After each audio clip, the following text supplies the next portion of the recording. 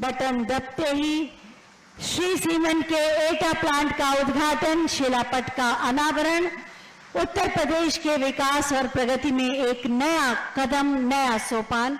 बहुत बहुत धन्यवाद माननीय मुख्यमंत्री जी। आज का ये नया उत्तर प्रदेश नित नई विकास और प्रगति की उड़ान भर रहा है और इसीलिए माननीय प्रधानमंत्री श्री नरेंद्र मोदी जी आज के इस उत्तर प्रदेश को भारत के ग्रोथ इंजन के रूप में परिभाषित करते हैं। ये संभव हुआ है माननीय मुख्यमंत्री महोदय के कुशल नेतृत्व, मार्गदर्शन और अथक परिश्रम से। मैं बहुत ही आदर के साथ माननीय मुख्यमंत्री महोदय से अनुरोध करूंगी कि आज के इस अवसर पर हमारा मार्गदर्शन करें, आप सबकी जोरदार तालियों के साथ।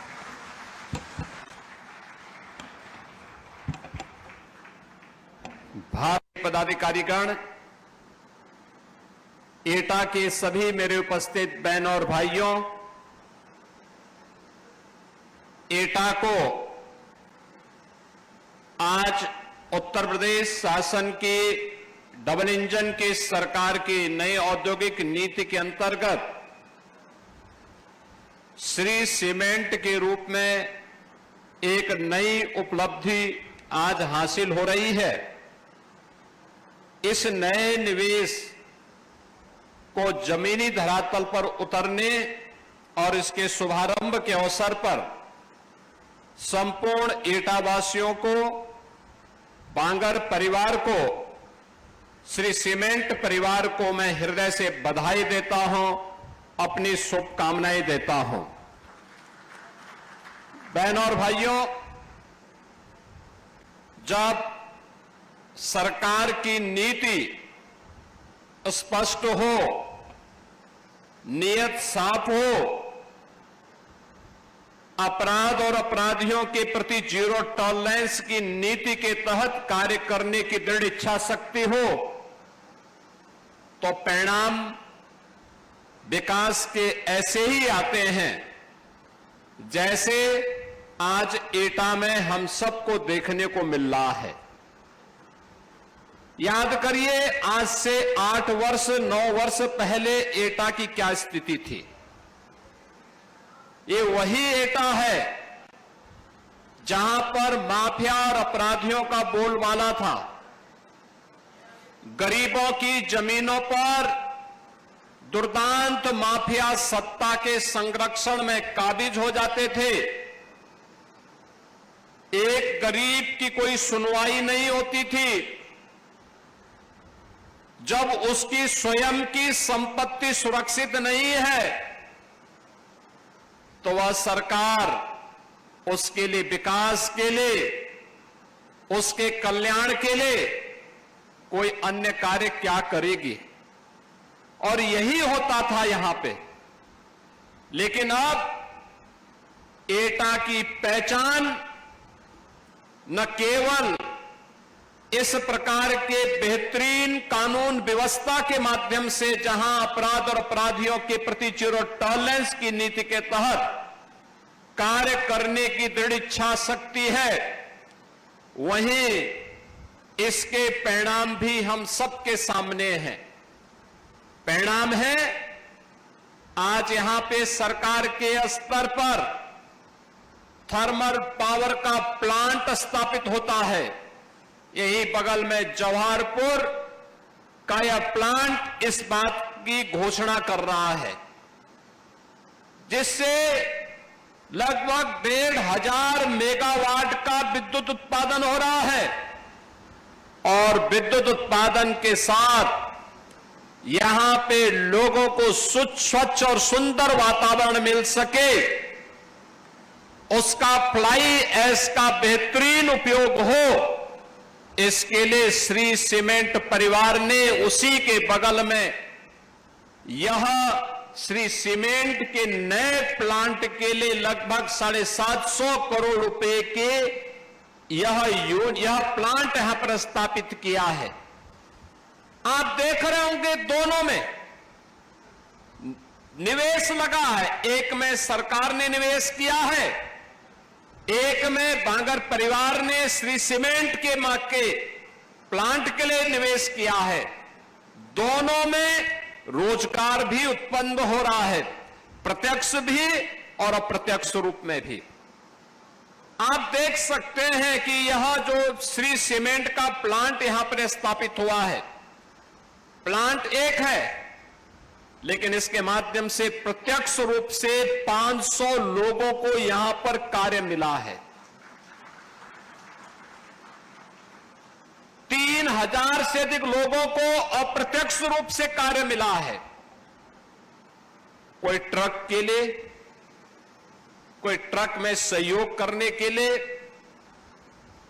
और इसके बाद जहां जहां पर इन लोगों ने इस सीमेंट को बेचने के लिए अपने स्वयं के लोग स्थापित किए होंगे, वहां के व्यापारियों को भी अपने व्यापार को आगे बढ़ाने के लिए श्री सीमेंट ने एक अवसर दिया है। ऐसे सैकड़ों लोगों के लिए नए रोजगार के अवसर उपलब्ध करवाने की आवश्यकता, और यही है विकसित भारत की आधारशिला, यही है आत्मनिर्भर भारत की आधारशिला। याद करिए, आप में से बहुत सारे लोग ऐसे होंगे जिन्होंने अपना बचपन देखा होगा, तब सीमेंट कंट्रोल से मिलता था। यानी अगर आपकी पहुंच है तो एक बोरा सीमेंट किसी प्रकार से मिल पाती थी। ये कांग्रेस के समय की बात है। उस समय लोगों के लिए सुविधाएं नहीं थी, घर बनाना कठिन था, लोग चोरी छिपे सीमेंट खरीदते थे। विकास कैसे होता है? कांग्रेस हो या समाजवादी पार्टी, इनकी दृष्टि सबका साथ और सबके विकास के प्रधानमंत्री मोदी जी के विजन के अनुरूप नहीं थी। एक संकुचित दृष्टि इन दलों की होने के नाते इन लोगों ने साथ तो सबका लिया, लेकिन विकास अपने परिवार का किया, अपने परिवार के लिए किए। परिणाम क्या था? प्रदेश भी और देश भी पिछड़ता गया, गरीबी बढ़ती गई, अराजकता उनके गुंडों के द्वारा बढ़ती गई, न व्यापारी सुरक्षित था, न बेटी सुरक्षित थी, और उस अराजकतापूर्ण माहौल में, दंगाग्रस्त प्रदेश में या देश में कौन व्यक्ति अपनी जान को दांव पे लगाता? ये नहीं हो पाता था। याद करिए, जब ये देश आजाद हुआ था 1947 में, 1947 से लेकर के 1960 तक यह देश दुनिया की छठी अर्थव्यवस्था थी, छठी अर्थव्यवस्था थी। उससे पहले जब हम 17वीं सदी में जाते हैं, 17वीं 18वीं सदी में यह देश दुनिया की नंबर 1 की अर्थव्यवस्था थी। याद करिए, पहले मुगलों ने लूटा, फिर अंग्रेजों ने तबाह किया, और जो कुछ बचा रह गया था वह मुगलों और अंग्रेजों के बाद कांग्रेस ने और समाजवादी पार्टी ने तबाही का नया मंजर पैदा करके देश के सामने और प्रदेश के सामने पहचान का संकट खड़ा कर दिया था। याद करिए, 1960 तक जो देश दुनिया की छठी अर्थव्यवस्था रही हो, वह देश 2014 तक आते आते आगे बढ़ने की बजाय दुनिया के अंदर हमारा स्थान अब 6 से 11वें स्थान पर आ गया। 11वें में प्रधानमंत्री मोदी जी के समय 11वें स्थान की अर्थव्यवस्था होने के बाद जब मोदी जी ने प्रयास प्रारंभ किया, विकास के माध्यम से एक मंत्र देशवासियों को दिया कि विकास सबका होगा, साथ सबका लेंगे, बिना भेदभाव के हर एक जगह का विकास करेंगे। परिणाम आया, आज भारत दुनिया की चौथी बड़ी अर्थव्यवस्था बन गई है और आने वाले 2 वर्ष में भारत दुनिया की तीसरी बड़ी अर्थव्यवस्था होगा। भारत का तीसरी बड़ी अर्थव्यवस्था होने का मतलब दुनिया के सामने भारत की एक उज्जवल छवि दुनिया के सामने भारत की ताकत का एहसास कराएगा। दुनिया के सामने भारत के लिए अपनी भारत के नागरिकों के लिए पहचान का संकट नहीं खड़ा होगा। भारत ने अगर इस यात्रा को आगे बढ़ाया है तो उत्तर प्रदेश ने भी अपनी इस यात्रा को प्रधानमंत्री मोदी जी के मार्गदर्शन में सफलतापूर्वक आगे बढ़ाने में मदद की और उसे आज जिस बात का हकदार उत्तर प्रदेश था, उत्तर प्रदेश को उसकी उस स्थिति तक पहुंचाने के लिए भरपूर प्रयास किया। पिछले 8 वर्ष में डबल इंजन की भारतीय जनता पार्टी की सरकार के प्रयासों का सुपरिणाम है कि प्रदेश जब हम लोग आए थे 2017 में, यह उत्तर प्रदेश देश के अंदर 7वें स्थान पर गिना जाता था और आज उत्तर प्रदेश देश के अंदर नंबर 2 की अर्थव्यवस्था बन चुका है। बहनों और भाइयों, ये तब हो पाया जब सुरक्षा का वातावरण था। इन गुंडों के खिलाफ, सत्ता पोषित गुंडों के खिलाफ, पेशेवर माफियाओं के खिलाफ जब कार्रवाई हुई तो उस कार्रवाई का परिणाम था कि निवेशकों में एक नई आशा की किरण फूटी। उनको लगा कि नहीं, अब हम सुरक्षित हैं। दंगाइयों के खिलाफ कार्रवाई की गई तो प्रदेश के अंदर लोगों के मन में एक विश्वास पैदा हुआ कि हमें विकास की बात करनी है। और जब यह देश विकास के पथ पर अग्रसर हो, उत्तर प्रदेश अपने आप को उससे अलग नहीं कर सकता है, क्योंकि देश की आबादी का हर छठा व्यक्ति उत्तर प्रदेश में निवास करता है। हम उससे अपने आप को अलग नहीं कर सकते और इस दृष्टि से पिछले 8 साढ़े 8 वर्ष के अंदर जो विकास उत्तर प्रदेश के अंदर हुआ है, आज उसने उत्तर प्रदेश को एक पहचान दी है। उत्तर प्रदेश आज उस दिशा में तेजी के साथ आगे बढ़ा है। आज उसी का परिणाम है कि 17 के पहले जिस प्रदेश में कोई निवेश नहीं आता था, जो निवेश था वो यहां से भाग रहा था, आज वही प्रदेश अपने यहां 45 लाख करोड़ रुपए के निवेश के प्रस्ताव लाने में सफल होता है। अपनी सेक्टोरियल पॉलिसीज के माध्यम से, अपनी शुद्ध नियत के माध्यम से उनमें से अब तक 15 लाख करोड़ रुपए के निवेश के प्रस्ताव को जमीनी धरातल पर उतारने में सफल होता है और उसके माध्यम से 60 लाख नौजवानों के लिए नौकरी के अवसर भी उपलब्ध करवाता है। अनुमान कर लीजिए कि अगर एक श्री सीमेंट 3500 लोगों को प्रत्यक्ष और अप्रत्यक्ष रूप से नौकरी और रोजगार दे सकता है, कोई कारण नहीं कि प्रदेश के अंदर 15 लाख करोड़ रुपए के निवेश के प्रस्तावों के माध्यम से 60 लाख नौजवान नौकरी और रोजगार न पा सकते हो। पाया है और आगे भी जो निवेश के निरंतर प्रस्ताव प्राप्त हो रहे हैं, इसमें भी नौकरी की नई संभावनाओं को आगे बढ़ाने का कार्य किया जा रहा है।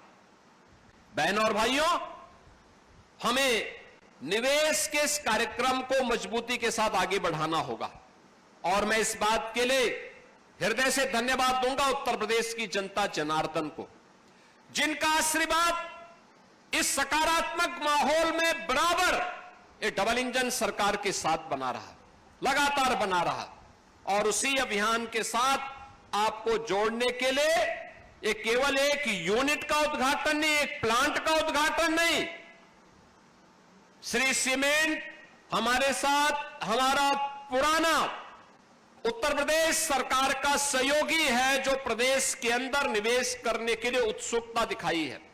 बुलंदशहर के बाद एटा में और पावर रिन्यूएबल एनर्जी के लिए चित्रकूट में भी उन्होंने 40 मेगावाट का अपना प्लांट वहां स्थापित किया है। हमने प्लांट के लिए उन्हें सुविधा उपलब्ध करवाई है कि एक आपको हम ओपन एक्सेस की सुविधा देंगे कि आप पावर वहां जनरेट करिए और खर्च यहां कर लीजिए। हम आपको ये सुविधा उपलब्ध करवाते हैं। परिणाम है कि उनके द्वारा जो ग्रीन एनर्जी वहां बनाई जा रही है, सोलर पावर वहां तैयार की जा रही है, उसका उपयोग करने की सुविधा उन्हें इस प्लांट में यहां उपलब्ध करवाई जा रही है। यह सरकार की नीति का परिणाम है कि सरकार ने यह सुविधा उन्हें दी है। सरकार ने उन्हें हर प्रकार से सुरक्षा के साथ जोड़ा है और प्रदेश में जब इस प्रकार का माहौल बनता है तो उस प्रदेश के युवाओं को फिर यहां से पलायन नहीं करना होता है। उस प्रदेश के लोगों को, नौजवानों को नौकरी के लिए देश और दुनिया के सामने नहीं जाना होता है। आज सरकार के स्तर पर भी नौकरी दी जा रही है। अभी हाल ही में आपने देखा होगा उत्तर प्रदेश पुलिस बल में हमने 60,244 पुलिस की भर्ती की। एटा के भी तमाम नौजवान भर्ती हुए। उन नौजवानों को आज अपने ही प्रदेश में बिना भेदभाव के नौकरी मिल रही है, बिना चेहरा देखे हुए नौकरी मिल रही है। अगर योग्य है उसको प्रदेश में नौकरी मिलेगी, योग्य है वह सरकारी नौकरी पाएगा, योग्य है निजी क्षेत्र में अच्छे पैकेज के साथ नौकरी पाएगा, योग्य है उसको सरकार तमाम प्रकार की सुविधाएं देकर के स्वयं का उद्यम स्थापित करने के लिए प्रेरित कर रहा है। मुख्यमंत्री युवा उद्यमी स्कीम अभी हम लोगों ने लागू की है। मुख्यमंत्री युवा उद्यमी स्कीम के माध्यम से अब तक उत्तर प्रदेश में जनवरी से लेकर के अब तक 70,000 नौजवानों को हम लोगों ने ब्याज फ्री और गारंटी मुक्त ऋण की सुविधा उपलब्ध दिया है और मार्जिन मनी भी उपलब्ध करवाने का काम किया है, जिसके माध्यम से उनके द्वारा निवेश के कार्यक्रम को, नए उद्यम स्थापित करने की दिशा में वे लोग आगे बढ़े हैं। आज एटा की पहचान जब पावर प्लांट से, नए सीमेंट के प्लांट से और अपनी परंपरागत उद्यम यहां के वन डिस्ट्रिक्ट वन प्रोडक्ट के माध्यम से जलेसर के घुंघरू और घंटे से हो रही है। हर मंदिर में, हर देव स्थान में जब कोई व्यक्ति किसी देव उपासना के लिए कोई घंटी बजाता है, कोई घुंघरू किसी संगीत के महफिल में बजाता है या किसी मंदिर में कोई घंटा बजाता है तो हर व्यक्ति का स्मरण हो पाता है कि मैं एटा से है और जलेसर से है। जलेसर की पहचान और एटा